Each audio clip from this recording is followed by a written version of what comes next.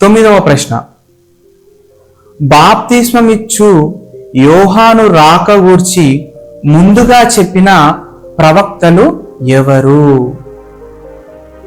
బాప్తిసమిచ్చు యోహాను రాక గురించి బైబిల్ గ్రంథంలో ఇద్దరు ప్రవక్తలు చెప్పారండి.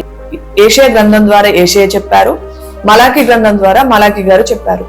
ఏషియా గ్రంథం 40వ అధ్యాయం 3 నుండి 5 వచనాలలో బాప్తిసమిచ్చు యోహాను గారి యొక్క రాక గురించి తెలియజేయడం జరుగుతుంది.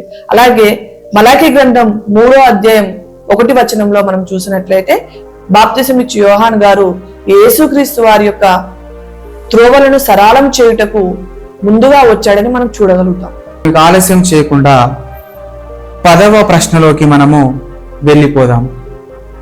సర్ప సంతానమా, రాబో ఉగ్రతను తప్పించుకున్నటకు మీకు బుద్ధి చెప్పిన వాడెవడు?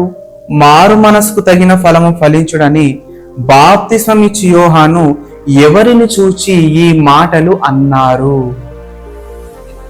బాప్తిస్మమిచ్చు యోహాను గారు సువార్త ప్రకటిస్తూ సద్దుకయ్యుల్లోను శాస్త్రుల్లోను బాప్తిసం తీసుకోవడానికి వచ్చిన వారిని చూచి ఆ విధంగా మాట్లాడడం జరుగుతుంది.